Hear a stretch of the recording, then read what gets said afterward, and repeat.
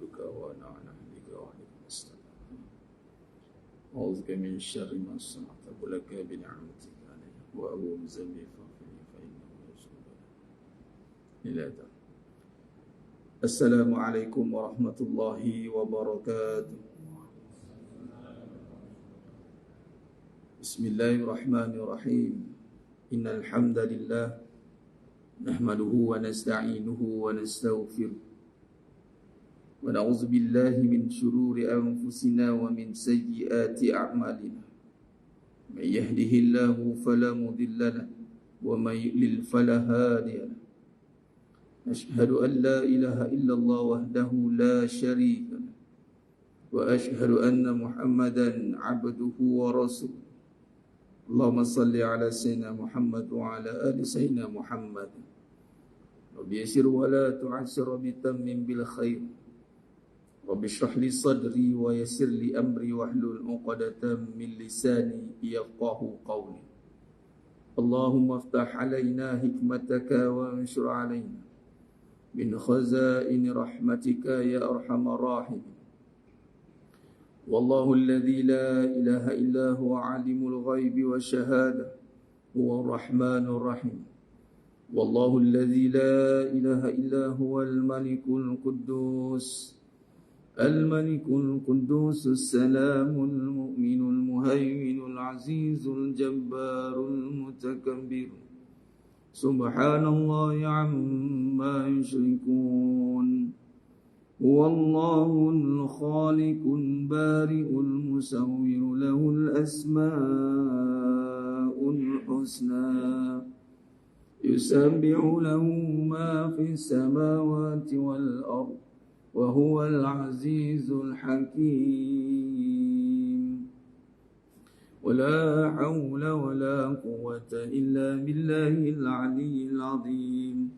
Wala manja minallah illa ilaih. Amma ba'd. Ayyuhal mu'minun ittaqullah. Usikum wa iyaya bittaqwallah faqad fazal muttaqun. Sedang jemaah yang dimuliakan Allah Subhanahu wa taala. Mudah-mudahan kita semua tergolong dalam golongan hamba-hamba yang benar-benar bersyukur. Amin ya rabbal alamin. Alhamdulillah, pada pagi yang penuh barakah ni Allah izinkan kita lagi sekali untuk berada dalam suasana ketaatan. Suasana yang mana Allah SWT telah menetapkan kita dalam keadaan duduk dalam ibadah kepada Allah SWT.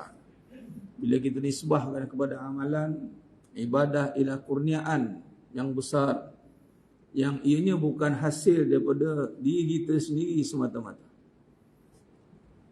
Dalam i'tiqad akidah Ahlussunnah wal Jamaah, kita meletakkan bahawasanya hasil bagi setiap perbuatan, yakni setiap perkara yang ada, itu adalah semuanya tertakluk ataupun daripada kurniaan Allah Subhanahu wa taala. Maka jemaah sekalian, apabila Allah kurniakan kita, yakni amalan, yakni suatu perkara yang besar, nilai dunia dan seisi, maka mestilah kita mampu menghayati dengan merasai dengan sebenar-benar perasaan yang mana membawa kepada sifat kehambaan. Rasa kita merendah diri. Alladzina yamshuna 'alal ardh hauna. Merendah diri kita. Bayangkan kita ni apa pun tak ada. Bagi contoh, datang seorang ni, dia ada kereta. Kereta dia pula bukan kereta dah tak pakai, dia belikan baru. Tengok Haji datang masjid contoh kan, dia bagi kereta. Nah lah Haji, pakailah Range Rover saya ni, saya beli dah. Ni latest punya ni, SVR 1.2 million. Allah Akbar. Apa hal sampai 1.2 million ni? Apalah sangat nilainya dengan pergi masjid tu katanya. Ambil lah katanya.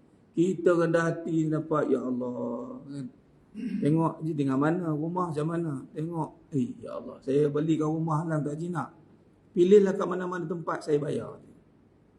Berapa harga? Jangan tanya harga je. Mampu. Berapa harga? 45 juta. Dapat lagi. 5 juta-juta je ni masalah ni. Rumah berjuta-juta, kereta juta-juta. Akaun dah tak juta dalam bank katanya. Sudah dah. Tak berapa nak ada lah, tak apalah. Saya bagi jugalah. 1 million transfer. Ya Rab. Agaknya kalau jumpa orang tu, meniarap kita jumpa. Meniarap kita. Dalam rumah bagi juta, kita juta, dalam beg juta. Jumpa miarap kan. Itu baru nilai juta harga.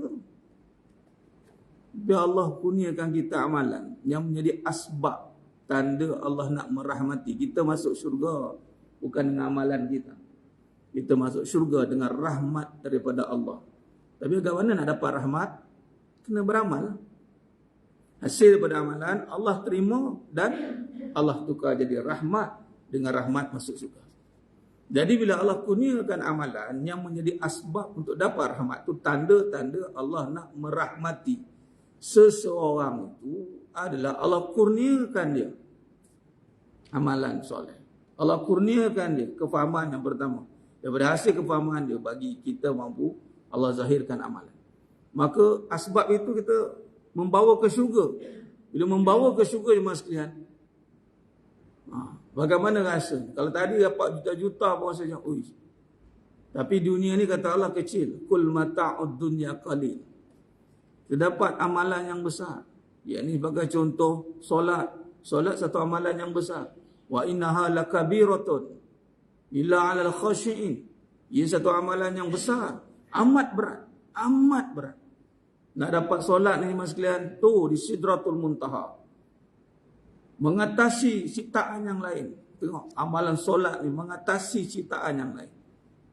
Diambil atas dari langit, Sidratul Muntaha. Punya tinggi nilai solat tu. Kita dapat solat hari-hari pula tu. Dah lah hari-hari, ingatkan sekali je. Dah 5 kali. 5 waktu. Dah 5 waktu, 10 kali ganda juga dapat. Macam solat 50 waktu. Ya Rab. Tak cukup dengan tu. Solat pula ba'diyah qabliyah. Solat lagi. Solatnya besar. Jadi kalau kita boleh rasai. Tapi itulah.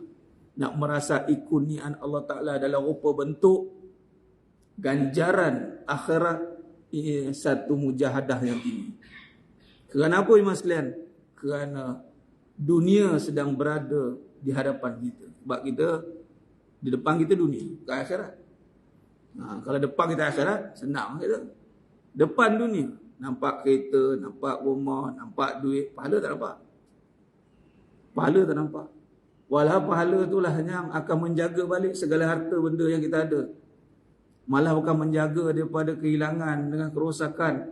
Sebagai contoh, kita boleh apa kata subscribe, kita ambil insurans kan, takaful contoh kan. Untuk jaga harta kita ni dengan apa? Dengan infak. Dengan infak kan? Itu insurans paling besar. Infak sedekah Allah jami, Allah jaga harta. Tu macam itu. Bukan jaga daripada kerosakan dunia saja. Jaga harta daripada kita diseksa di akhirat sana. Jadi jemaah sekalian, melahirkan rasa syukur itu satu kewajipan yang besar. Apatah lagi dengan kurniaan Allah Ta'ala dengan ibadah. Lalu saya ulang, bagi saya dan semua jemaah sekalian, mudah-mudahan kita menjadi hamba yang benar-benar bersyukur. Ini kita mengenal bahawasanya hasil amalan aku ini bukan menampakkan pada diri. Hasil amalan aku ini nampakkan pada pencipta aku. Ini menampak pada kekuasaan ilahi. Nampak ya Allah, kalau harap aku ni tak terbuat amalan ni. Solat maksudnya bukan senang. Walaupun kita senang solat tu bukan sebab kita senang solat. Kita disenangkan oleh Allah Ta'ala. Kita diisrakkan. Tu bahasa kalau nak ambil ibrah israk lagi. Diperjalankan. Lagi pagi-pagi sejuk-sejuk ni. Ya Rab. Bukan senang. Dan lagi pula yang daripada dina alam tu kan. Oh ya Allah. Cabaran datang. Dina alam tu siapa? Saya lah tu. Start pula subuh kat mana? Ampang ke Bistari. Ya Allah. Kau semua orang dengar. Saya ada satu tempat lagi jauh lagi kat mana? Si Jangkang. Ya Allah ni. Berapa tahun dah? Dia dekat 8 tahun dah. Dia tak ubah-ubah ke maghrib tu. Tak try juga maghrib kan. Tak apalah ambil mujahadah subuh lah. Bukan senang sekalian. Lagi nak bawa Tuhan benda Allah besar Tuhan. Bukan senang. Sebab apa? Malas lah. Dia ada penyakit dunia ni. Benda-benda mahal ni malas lah. Nak ke masjid ni malas lah. Ada penyakit dia. Hati-hati. Sedangkan Allah bagi dunia untuk dipergunakan. Kita kena pergunakan dia sungguh-sungguh. Untuk apa? Untuk pahala kita lah. Bukan untuk simpan. Bukan untuk suka-suka. Kalau ada pahala aku beli. Kalau dia mempermudahkan, mempercepatkan perjalanan daripada 40 minit jadi 20 minit, beli. Memudahkan. Cepat. Agak-agak cepat lagi beli helikopter. Senang di situ. Setara naik motor pun boleh 3-4 benda boleh dapat. Naik helikopter tahu lah kan. Daripada semalam kemarin pergi Pulau Duha dekat Bagan Datuk. Pukul 7 gerak, kalau naik kereta tak dapat sejam nak sampai dah. Alhamdulillah. Lepas tu naik ke Lumut. Naik ke Lumut, ada jemaah nak jumpa Ruqyah pergi. Sampai Zohor. Patah balik ke Ampang kuliah. Tu motor. Sebab apa? Dia kemudahan yang untuk mempermudahkan. Bukan untuk kita bersenang-senang. Orang nampak kesenangan dunia ni untuk kita senang apa? Jadi malas. Masalah saya ingatkan diri saya dan masalah. Siapa-siapa yang Allah bagi kemudahan tetapi dia tidak multiply. Contoh, ni yang mana lagi umrah ni kan, insya-Allah pergi lagi, amin ya rabbal alamin. Kan ada skuter atas tu kan. Teringin juga dah skuter tu kan. Ni macam mana rasa ni? Dah macam taman tema kadang-kadang pusing ramai-ramai tu. Macam taman tema naik. Tapi okey lah taman tema dekat dalam Masjidil Haram. Walaupun kan tak dibuat zaman Rasulullah sallallahu alaihi wasallam. Kalau kita tawaf ataupun sa'i dengan matah bawah, penat kan jalan kaki. Naik skuter sebab kita tak larat. Kemudahan ada. Kalau kita boleh buat sekali tawaf 7 pusingan. Kalau naik skuter multiply. Kalau saya buat 3 kali. Dia tak tahan pun berapa kali. 7, mana 21 kali kita buat. Ya. Kita naik skuter kan, apa kita rasa dah? Saya silap pula kita tidur tu. Anak pula ada orang bawa. Pusing. Itu kata nikmat. Nikmat tu bukan membuat kita makin malas. Pakai kereta sedap-sedap untuk lagi banyak pergi. Pakai motor sedap-sedap untuk sampai lagi cepat. Pakai rumah sedap-sedap untuk lagi banyak majlis dalam ni. Bukan membuat kita makin malas. Makin senang, lenang. Relax. Tak boleh. Nak senang, lenang kat surga. Kat dunia, kita berempas pulas. Untuk kita, kalau susah, kita melalui kesusahan itulah. Kalau senang, melalui kesenangan itu. Kata guru saya apa, Farid, kau kena cari susah. Cari susah. Bukan cari penyakit, jangan macam faham. Cari susah. Apa saya cari susah? Kena bermujahadah. Kalau Allah bagi kau senang, kau kena bersusah-susah dengan kesenangan kau. Kalau yang dah susah tu dah tentu susah dah. Ni, Allah bagi kita senang mas sekalian. Kita nak bersenang lenang, lah kita kena bersusah-susah dengan kesenangan kita. Susah pula nak agih-agihkan duit. Allah payah ni saya kena agihkan duit. Susah sekarang. Kalau dulu saya 2 orang dia. Kalau duit dah banyak, kena jaga 100 orang. Susah ni. Susah saya kalau 2 orang tak dapat. Dia bukan kata susah tu susahnya kita susah dulu. Dah susah kita. Susah hati saya 5 orang tak dapat lagi ni. Macam itu. Mengagih-agihkan nikmat pun Allah Ta'ala. Itu kenikmatan. Sebab tu kita, bila Allah bagi itu mudah untuk beribadah, maka kita akan multiply lagi. Sebab dia satu kurniaan yang besar. Az-ziyadatul fil khair, bertambah-tambah lagi kebaikan. Itu tanda keberkatan. Kalau amalan kita ni, tanda Allah berkati amalan kita ni, daripada solat yang Allah terima solat ni, banyak lagi kebaikan yang kita boleh buat. Az-ziyadatul fil khair, itu tanda keberkatan. Barakah ni merujuk kepada apa? Setiap kebaikan bertambah lagi baik. Lepas dia boleh jaga solat, dia punya performance solat dia menyebabkan lepas solat dia semangat. Dia semangat, dia jadi macam-macam perkara kebaikan. Ma'ruf dia nak buat, dia nak khidmat, dia nak tolong orang, dia nak ini macam-macam. Itu namanya amalan dia itu diberkati oleh Allah Ta'ala. Sama lah kalau kenderaan dia diberkati oleh Allah Ta'ala. Banyak dia punya mileage itu guna untuk kebaikan. Rumah dia diberkati, anak dia diberkati, isteri dia diberkati, diri dia diberkati. Dia jadi orang yang sebaik-baik manusia, kata Nabi SAW hadis. Adalah manusia yang paling bermanfaat kepada manusia lain. Itu cara dimasukkan. Dan semuanya ini tidak akan dapat.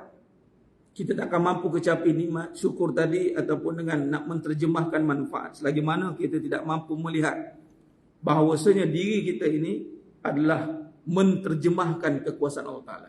Menyambung perbahasan kita. Diri kita ni jemaah sekalian Allah jadikan di dalam masih perbahasan usul yang pertama dalam mensyarahkan kehidupan.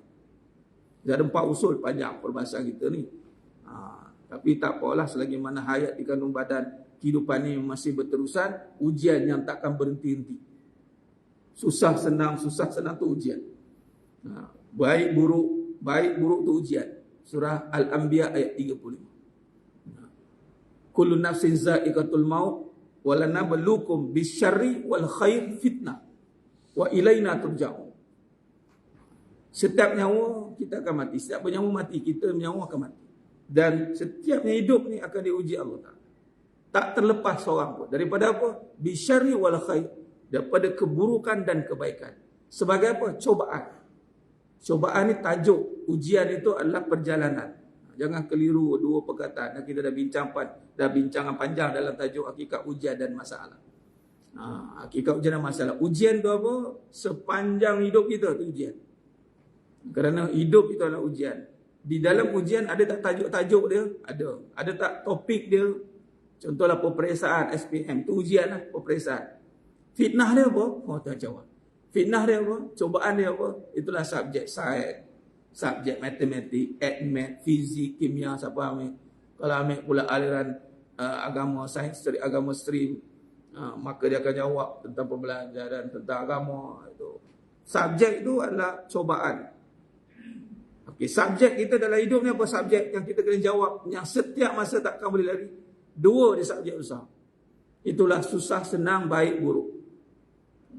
Maka selagi mana ada kehidupan ni, selagi itulah kita kena menguasai perbahasan tentang kehidupan.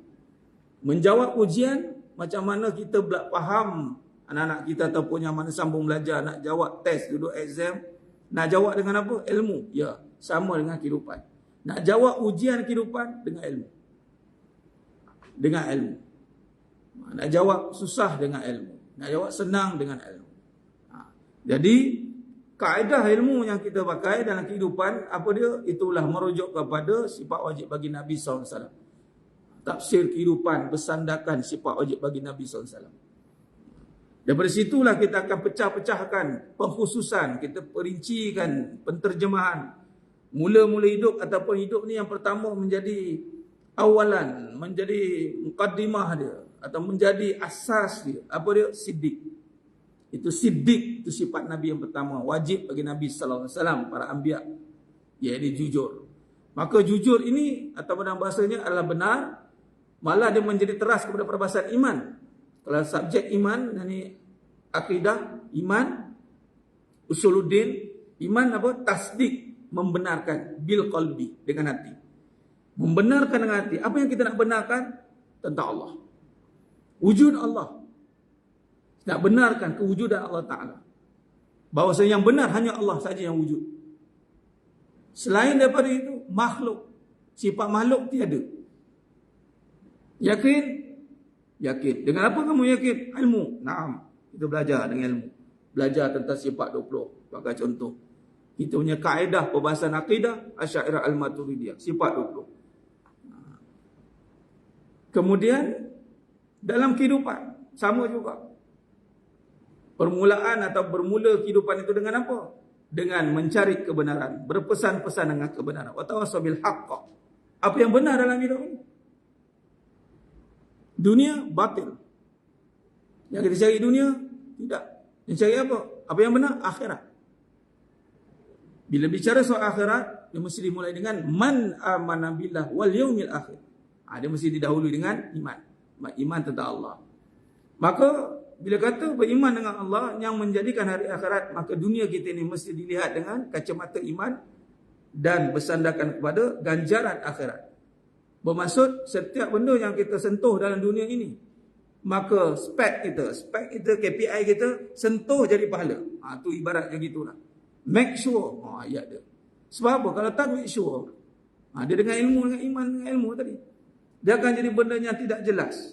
Bila tidak jelas, cenderung kepada lara. Ni beli sebab apa?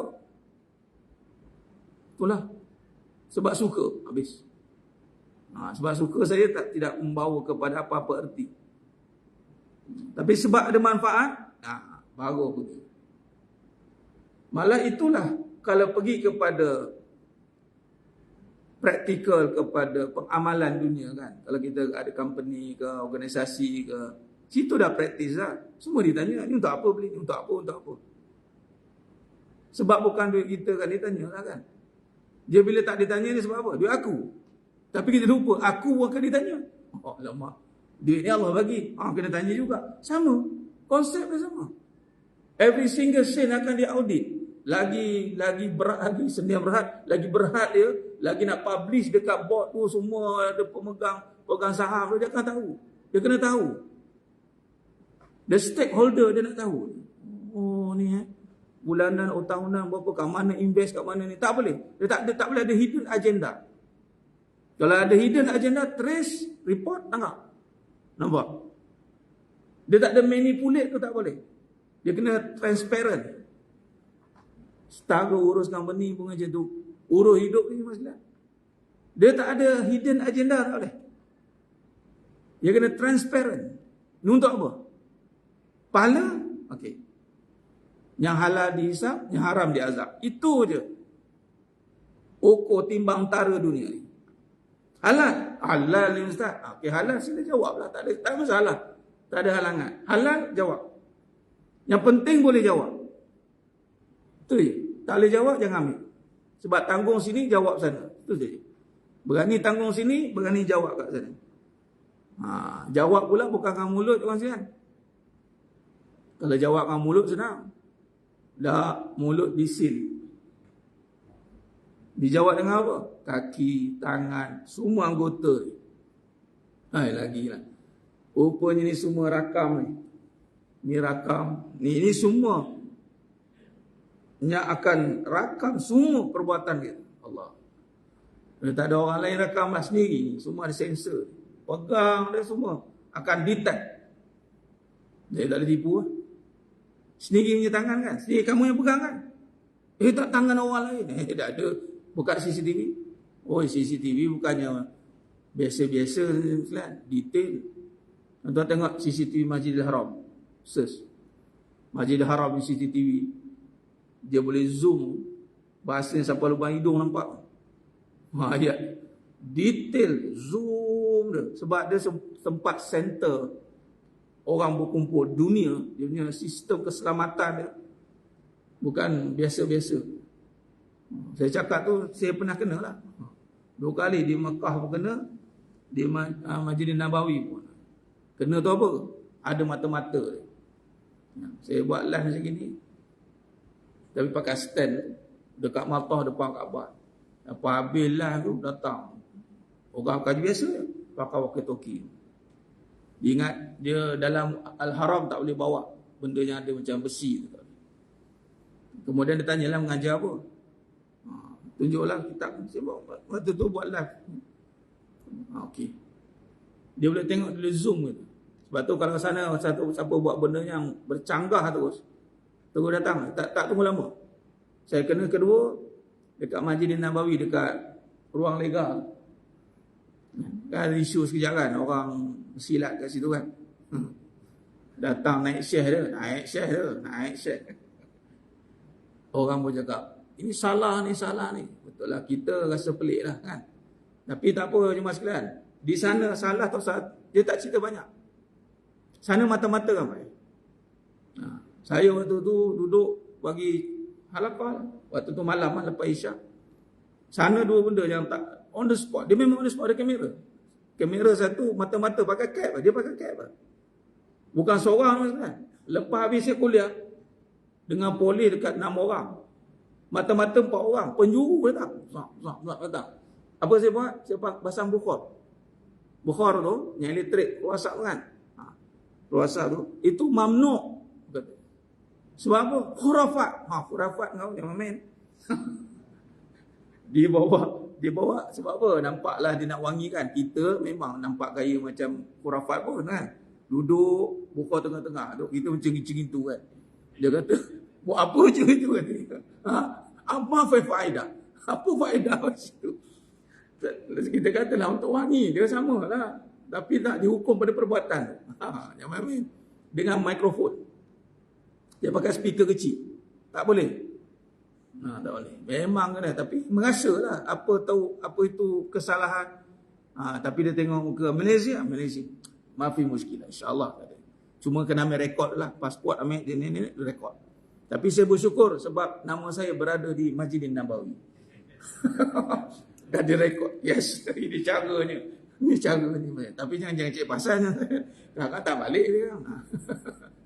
Alhamdulillah. Jadi mana CCTV tu? Detail. Satu lagi kat Mekah, alhamdulillah. Air ruqyah kan, kadang-kadang orang kata ruqyah air kan. Sana alhamdulillah waktu saya buat umrah, jemaah dalam 80 lebih orang. Kami sempat habis tawaf umrah yang ketiga tak silap. Jadi saya bawa jemaah saya duduk. Alhamdulillah dapat peluang Allah bagi, dan peluang ni, momen ni dia takkan boleh repetition, dia takkan boleh. Jangan expect kita biasa kita boleh dapat. Tak. Ini rumah Allah. Speciality tu Allah akan bagi. Walaupun kita pergi 1000 kali pun, make sure memang kita takkan dapat sama suasana. Percaya tak? Hebatnya ibadah. Itu nama ibadah. Dia takkan, macam kita solat, takkan sama suasana. Dia takkan sama dia suasana. Tak. Walaupun perbuatan sama, tapi suasana rasa berbeza. Sama kat sana. Jadi saya duduk, jemaah duduk depan Kaabah, 80 lebih. Air ni buka, yang bawa botol kecil, botol besar, macam-macam botol penuh kat depan, susun. Buat ruqyah, baca Fatihah. Baca Fatihah, doa depan Kaabah. Alhamdulillah, ala polis lalu lalang. Bantai dia berhenti ni pun. Mazah kata. Mamnu bid'ah kata. Mampus kita. Kena tangkap. Nampak? Tapi tak ada. Okey. Duduk. Lepas pada saya kena tu, baru tahu kamera dia.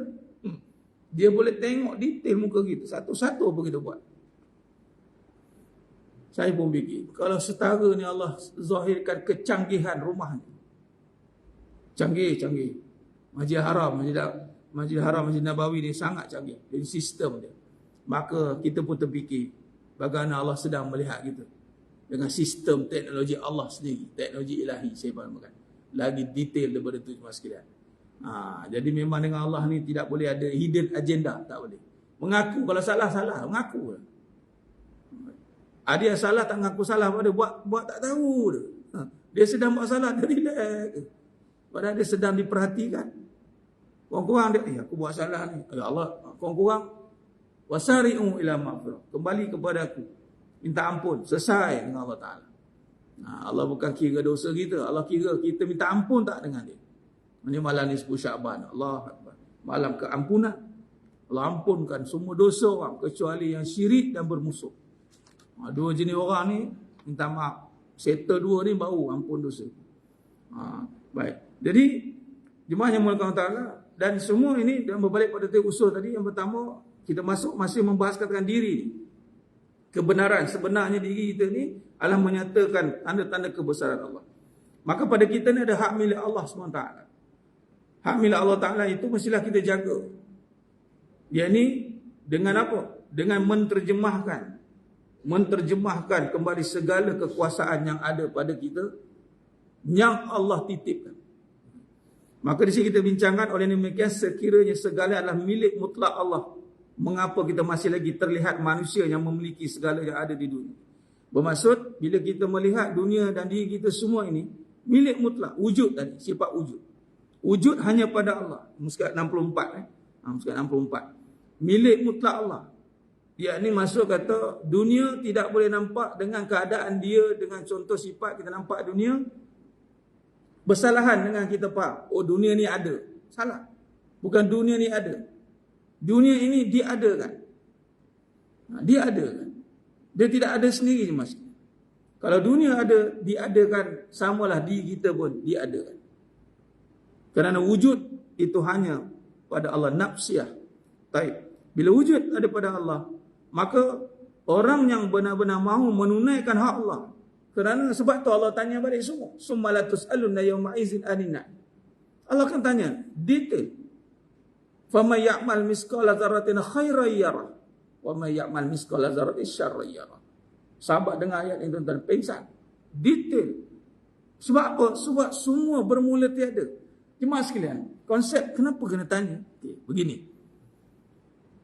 Bila sesuatu perkara itu bersifat diadakan, bukan ada sendiri. Nampak macam usaha kita yang berusaha bagi ada. Usaha pun diadakan Allah Ta'ala. Wallahu khalaqakum wa ma ta'malun. Surah As-Saffat ayat 96. Pada Allah yang mencipta kamu dan segala perbuatan kamu. Allah cipta, Allah buat.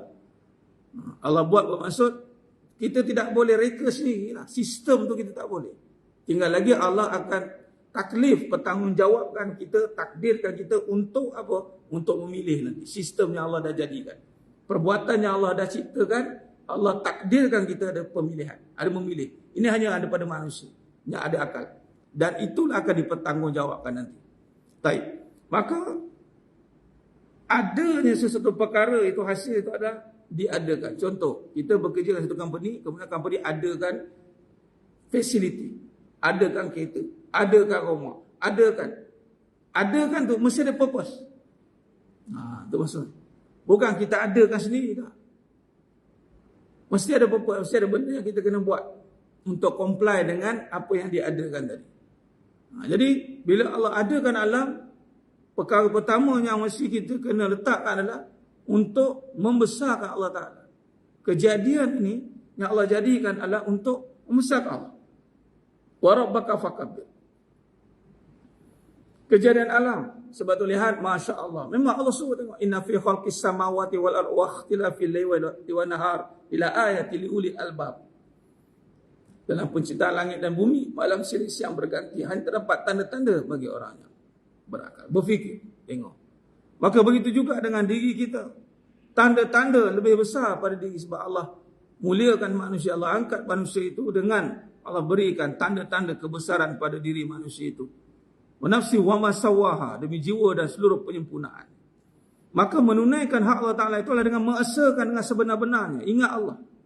Ingat Allah Ta'ala, yakni bila tengok makhluk, tengok kereta, makhluk lah, tengok diri. Apa yang kita kena ingat?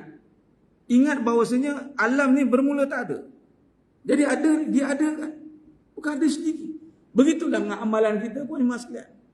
Ada orang beramal lupa Allah. Beramal pun boleh lupa Allah. Sebab dia lupa. Yang mengadakan amal tu Allah. Dia ingat diri dia yang adakan sendiri. Sebab tu jangan terkejut. Jangan kita pelik ada orang makin beramal, makin sombong. Sebab apa? Dia nampak dia yang ada kan? Jalan pun dongak langit. Tak berbalik macam kita bincang awal tadi. Padahal ni semua diberi. Diadakan. Untuk apa? Mengesakan Allah Ta'ala. Mengesah Allah Ta'ala. Dan dari situlah hatinya nanti bila ingat kepada Allah, ala bi zikrillahi tatma'innul qulub, maka bila kita lihat pada ciptaan, hak yang paling utama pada ciptaan adalah mengesahkan pencipta. Mengesahkan. La tusyrik billah. Sebab tu bila mengesahkan juga bermaksud Allah ni bersifat sempurna. Takdis, sebab tu bermula dengan subhanallah. Semua kejadian bermula dengan subhanallah. Takdis. Bermaksud tiada kecacatan pada kejadian Allah Ta'ala ni. Bermaksud Allah SWT tidak perlukan selain daripada dirinya, zatnya untuk mentadbir alam. Itu takdis subhanallah. Maka hati kita akan tenteram. Melihat aturan dunia dalam konteks qada dan qadar yang berlaku atas dirinya. Allah berhak memperlakukan kita dengan kehendaknya. Itu panggil takdir. Ni saya tak berasal untuk bincangkan takdir mubram mu'allaq. Ni bila sebut ni, saya nak bagi perbahasan awam. Umum, dalam perbahasan, walaupun dalam perbahasan takdir ni, ada orang pecahkan mubram dan mu'allaq. Mubram ni yang tetap, mu'allaq ni boleh berubah. Ada pun boleh berubah, bukan kita yang ubah. Itikad tu kena jelas. Walaupun boleh berubah, tapi bukan kita yang berubah. Kita pun tak tahu apa yang berubah. Kita pun tak tahu. Nak selamat ni macam mana? Bila benda tu berubah mu'allaq, sebenarnya telah berada dalam ilmu Allah sejak azali. Allah tetapkan ada yang tetap, tak berubah. Ada yang berubah dalam ilmu Allah dan ketetapannya. Contoh, susah senang berubah. Allah bukan kata susah ni takkan berubah. Contoh. Tapi kita nampak susah boleh jadi senang. Bila susah senang, by time kita senang tu, bukan sebab usaha aku ni. Tak, sebab Allah dah takdirkan. Takdir tu ada perubahan. Tu kena iktikad situ lah. Bukan sebab kita usaha. Habis tu tak payah usaha ke? Try lah tak payah usaha. Try tengok. Kalau saya lah, saya bahaskan oleh tu. Kenapa pula? Kita ni manusia, hamba. Mana boleh duduk je? Mesti akan bergerak. Sebab Allah pun takdirkan kita bergerak. Mana orang boleh duduk kerah gitu? Mesti akan gerak tangan, bangun. Panas punggung. Gerak apa ni? Kebas-kebas. Mesti. Dia takkan boleh kata aku nak duduk je. Tak buat apa-apa. Buatlah. Dia mesti akan bergerak.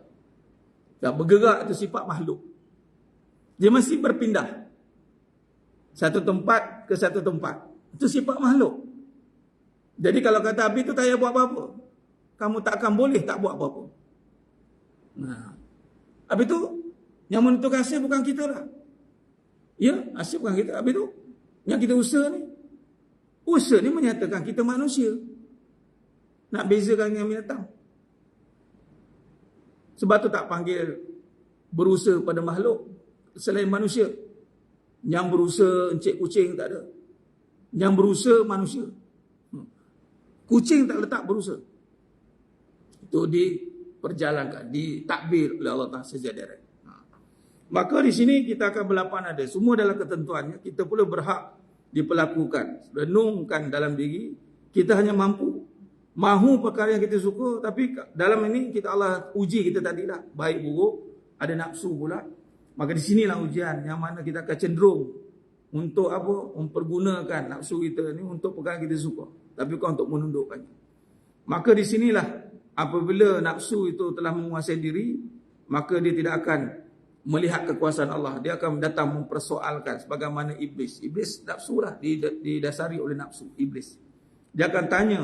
Kenapa aku? Soalan kenapa ni adalah soalan yang hati-hati. Sebab dia akan boleh mempertikaikan kekuasaan Allah Ta'ala. Iblis lah. Kenapa? Dia akan tanya, why?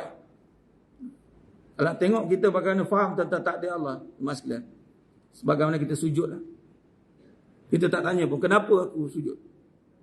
Muka tak bawah. Kan? Muka kita tak bawah. Satu level dengan tapak kaki. Punggung lagi tinggi. Tak ada siapa pun question. Kenapa muka ni kat bawah? Sebab apa? Sebab kita terima. Begitulah hidup kita, kadang-kadang naik, kadang-kadang turun. Kenapa aku kat bawah? Jangan tanya. Maka minta Allah Ta'ala bantu untuk kita keluar daripada kesusahan ini. Bukan soal. Macam contoh, daripada sujud, dia akan soal. Sebab lepas sujud, kan kita duduk balik. Adalah rukun dia. Adalah perjalanan solat itu. Tak perlu bersoalkan sebab semuanya telah diaturkan dalam sistem solat. Jadi, kita takkan tanya apa relevannya. Dia bukan soal relevan sebab dia lebih pada relevan. Akan kita akan mampu mencapai tahap walaupun kita akan faham bahawasanya ada manfaat kalau kita kaji. Kalau orang dah jumpa kan buat kajian sains lah, apalah, macam-macam jumpa lah hikmah dia. Bermaksud setiap syariat Allah ni ada hikmahnya. Semua kita tak mulakan dengan kajian dia. Sebab apa tak mulakan dengan kajian? Sebab barang benda benar. Tinggal lagi orang meragui kebenaran, kaji ya.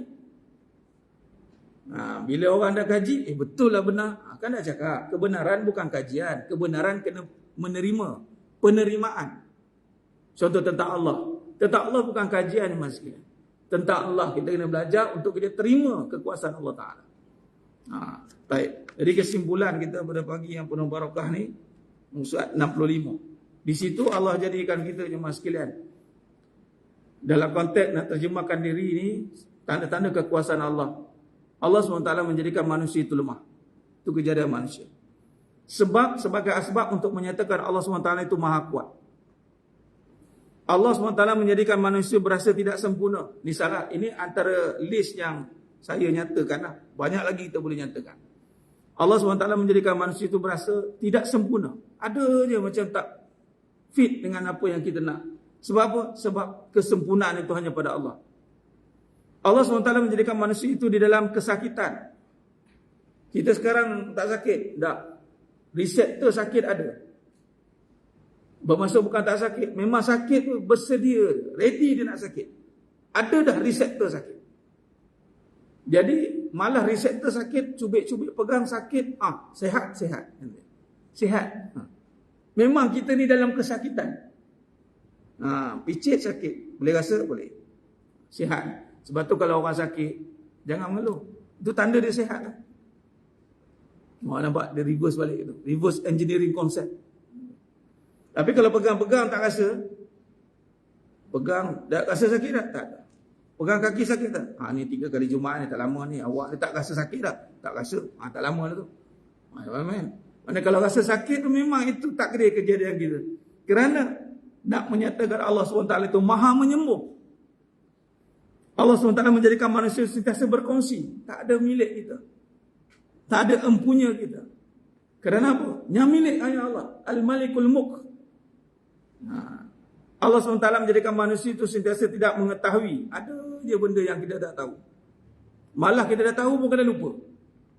Kena buat revision, murajaah balik. Sebab apa? Sebab yang tahu hanya Allah. Alamal insana man lam ya'lam.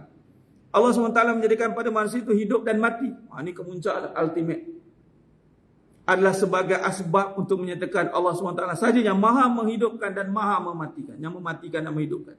Dan Allah jualah yang bersifat kekal dan maha hidup. Sebenarnya apa yang berlaku pada diri kita ni adalah perjalanan seorang hamba nak mengenal pencipta. Khalas. Tapi bila manusia question, kenapa aku lemah? Aku kena bangkit. Aku kena jadi kuat. Supaya aku tidak dihina oleh orang. Dia mulalah. Dia boleh macam tu kan. Sekejap lagi dia melalut pun sedap. Jangan jadi orang sombong, orang yang bongkak, orang yang konon-konon dia akan stay je. Sudah tidak. Ada sentiasa tak sempurna, rasa je. Ada je tak kena. Sedangkan patutnya kita relate terus. Yang bagi sempurna Allah. Maka ya Allah kau sempurnakan apa yang aku jadikan. Doa pun ada je mas. Baik, jadi ini 1, 2, 3, 4, 5, 6. Ni 6 perkara ni di garis pandukan. Boleh lagi kita tambah lagi renung. Banyak lagi hikmah kita boleh keluarkan daripada diri untuk menyatakan tanda-tanda kebesaran Allah SWT. Khair, mas sekalian, itu saja untuk pagi yang penuh barakah ni. InsyaAllah kita akan sambung pada sesi akan datang pada tajuk yang seterusnya. Muskan ampunah kita akan sambung. Raya lah kot. Tak ada. Puasa ada lagi insyaAllah. Khair jumpa. Ni time puasa ni, macam tajuk ni memang bertepatan lah. Siapa yang ada kitab tu boleh rujuk lah tajuk apa. Saya tak nak sebut lah. Kita simpan tajuk ni pada perjumpaan akan datang. Tajuk yang seterusnya. Tadi kita bicara tanda-tanda kebesaran Allah pada diri. Dan tanda tu ada pada kejadian manusia, alam. Dan kita akan bincangkan pada tanda manusia kat mana duduk besar je tanda tu. Kita akan bincangkan pada perbincangan yang datang. Wallahu a'lam. Walaupun maaf daripada saya ada kekurangan. Dan kata-kata tu kerana bicara dalam penyampaian. Hanya Allah Ta'ala sajalah yang mampu menyempurnakan perbahasan kita pada pagi yang penuh barakah ni. Mudah-mudahan Allah ganjarkan kita dengan sebaik-baik ganjaran insya-Allah. Aku qouli hadza wa sallallahu alaihi wa lakum wa bila taufiq wal hidayah. Assalamualaikum warahmatullahi wabarakatuh. Kita tangguh dengan tasbih kafarah dan suratul As. Subhanakallahumma wa bihamdik asyhadu an la ilaha illa anta astaghfiruka. Bismillahirrahmanirrahim. Wal 'asr. Innal insana fi khusr illa alladhina amanu wa amsal. Tawassaw bil haqq, tawassaw bis sabr. Wallahu a'lam. Takbir. Allahu akbar.